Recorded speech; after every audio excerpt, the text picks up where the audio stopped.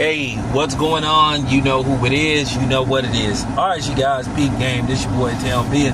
So, Damian Lillard has decided to return to Portland. Portland is the team that drafted him many moons ago from Weber State. With that being said, since then, Damian Lillard has went on to have a great career for the most part. 9-time All-Star, over 20,000 points scored. You know, with that being said, it's looking like Damian Lillard will one day be a Hall of Famer. And they have him, I think, on the NBA's top 75 greatest players that ever lived. So, you know, with that being said, that's a good accomplishment for him. But it appears that Damian Lillard doesn't really have no interest in going to a team where he can contend for a championship. Keep in mind, Damian Lillard is from Oakland, California, my hometown. And we know when it pertains to point guards, you think of Gary Payton, you think of Jason Kidd, guys that wanted to end their careers on a high note by winning championships. And both Jason Kidd and Gary Payton ended up winning championships to solidify their Hall of Fame careers.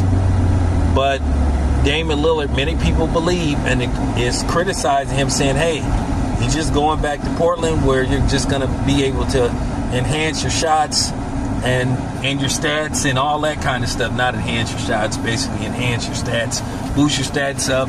And at the end of the day, that's all it's going to be about, is your numbers, instead of you chasing a championship.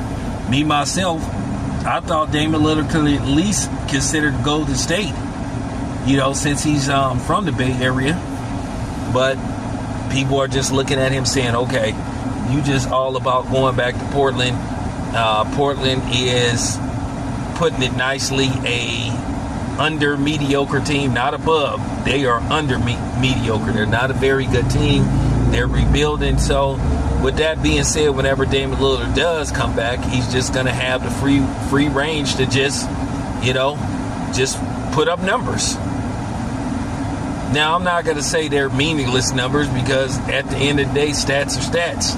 Now, how much meaning is going to be behind him, well, that depends on how he ends his career. With or without a championship, he still is going to have great numbers. But the thing is, people are going to say, you know, he really didn't want to win a championship. He was all about his stats. Despite the fact what you may think about LeBron James being a stat pattern, he is a stat pattern. He does have 4 rings, and he's played in, if I'm not mistaken, like 10 NBA